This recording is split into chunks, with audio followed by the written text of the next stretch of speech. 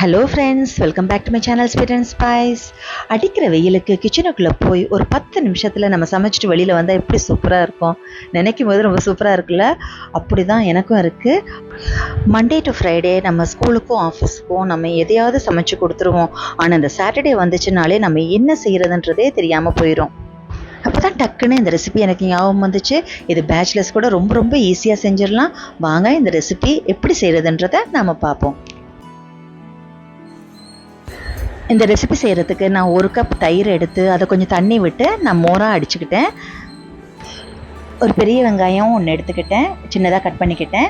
ஒரு 4-5 பச்சை மிளகாய் கட் பண்ணிக்கிட்டேன். ஒரு தக்காளி, கொஞ்சம் கொத்தமல்லி எடுத்துக்கிட்டேன்.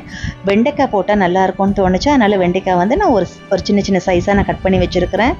1 இன்ச் அளவில் அந்தளவு கட் பண்ணி வச்சுருக்கேன். காஞ்ச மிளகாய், தாளிக்கிறதுக்கு கருவேப்பிலை எடுத்துருக்கேன். உப்பு கொஞ்சம் தேவையான அளவு, மஞ்சத்தூள், பெருங்காயத்தூள். உங்கள்கிட்ட சின்ன வெங்காயம் இருந்துச்சுன்னா பெரிய வெங்காயத்துக்கு பதிலாக சின்ன வெங்காயம் போட்டுக்கோங்க. அது இன்னும் டேஸ்ட் நல்லாயிருக்கும். இப்போ அடுப்பை பற்ற வச்சு ஒரு சட்டி வச்சுக்கோங்க. சட்டி சூடான உடனே கொஞ்சம் எண்ணெய் விட்டுக்குங்க. அதில் கொஞ்சம் கடுகு, உளுந்து, கொஞ்சமாக சீரகம், கொஞ்சம் வெந்தயம் இவ்வளோத்தையும் போட்டு பொரிய விட்டுக்குங்க. கடுகெல்லாம் வெடித்ததுக்கு அப்புறமேட்டு நீங்கள் வெட்டி வச்ச வெண்டைக்காயை அதில் போட்டுக்குங்க. நான் வெண்டைக்காயில் கொஞ்சமாக மஞ்சத்தூளும் உப்பும் போட்டிருக்கிறேன்.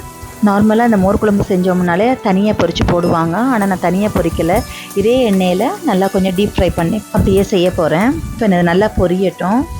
நான் ஒரு 4-5 வெண்டைக்காய் தான் எடுத்தேன், நிறைய எடுக்கலை.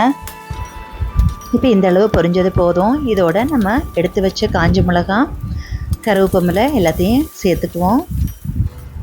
இப்போ கட் பண்ணி வச்ச வெங்காயம் அதையும் போட்டு மிக்ஸ் பண்ணி விட்டுருவோம். தேவைக்கத்தில் உப்பு போட்டுக்கிறேன். இதோட நான் எடுத்து வச்ச கட் பண்ணி வச்ச பச்சை மிளகாயையும் போட்டுக்கிறேன், தக்காளியையும் போட்டுக்கிறேன். எல்லாத்தையும் போட்டு கொஞ்சம் மஞ்சத்தூளையும் போட்டு நல்லா மிக்ஸ் பண்ணி விட்டுறேன். இப்போ இது கொஞ்சம் நல்லா வதங்கினோன்னு, வெங்காயம் தக்காளியெல்லாம் நல்லா வதங்கின உடனே நம்ம மிக்சியில் அடித்து வச்ச அந்த மோரை திருப்பி ஒருக்கா கலந்து விட்டுட்டு அதை அப்படியே எடுத்து ஊற்றுறோம்.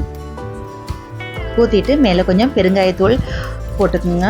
நான் ஒரு ஸ்பூன் போல் போட்டுக்கிட்டேன். நல்லா இப்போ மிக்ஸ் பண்ணி விட்டுருங்க. தயிர், அதாவது மோர் விட்டு நீங்கள் அடுப்பில் ரொம்ப நேரம் விடக்கூடாது. மோர் விட்ட உடனேயே 1 நிமிஷத்துக்குள்ளேயே நீங்கள் அதை ஆஃப் பண்ணி விட்டுருங்க. மோர் விட்டு ரொம்ப கொதிக்கக்கூடாது. அதனால தான் டக்குன்னு ஆஃப் பண்ணிவிடுங்கன்னு சொன்னேன். மேலே கொஞ்சம் கொத்தமல்லி தலையை தூவிட்டு லைட்டாக மிக்ஸ் பண்ணி விட்டுருங்க. இதோடைய மோர் குழம்பு சூப்பராக ரெடி ஆகிடுச்சு. இதுக்கு நான் ஒரு பொரியலோ ஒரு வறுவலோ ஏதாவது இருந்தால் சூப்பர் காம்பினேஷன். நான் இன்றைக்கி சிக்கன் 65 செஞ்சேன். சுட சுட சோறு செஞ்சுருக்கேன். இவ்வளோ தான் என்னுடைய ஈஸியான ரெசிபி முடிஞ்சிடுச்சு. பார்க்குறதுக்கு தான் உங்களுக்கு இந்த ரெசிபியோட என்ன இவ்வளோ தானா, இதில் என்ன டேஸ்ட் இருக்க போதுன்னு இருக்கும். ஆனால் இது வந்து நீங்கள் ஒரு சிக்கன் 65ஓடையோ ஒரு ஃபிஷ் ஃப்ரையோடையோ நீங்கள் சாப்பிடும்போது டேஸ்ட் வந்து ரொம்ப அல்டிமேட்டாக இருக்கும். இது எங்கள் வீட்டில் எல்லாருக்குமே ரொம்ப பிடிச்ச ஒரு ரெசிபி கூட. நீங்கள் இதே மாதிரி செஞ்சு சாப்பிட்டு பாருங்கள். நார்மலாக மோர் குழம்புன்னா நம்ம வந்து அந்த அரிசி பருப்பு எல்லாம் ஊற வச்சு அரைச்சி இது பண்ணுவாங்க.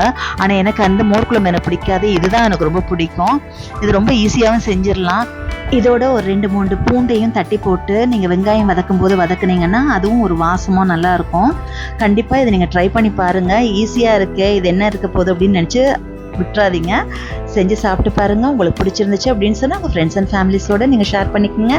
அண்ட் மறக்காமல் என்னுடைய அடுத்த வீடியோஸ் பார்க்குறதுக்கு என்னை சப்ஸ்கிரைப் பண்ணிக்கோங்க. தேங்க்ஸ் ஃபார் வாட்சிங் ஸ்வீட் அண்ட் ஸ்பைஸ்.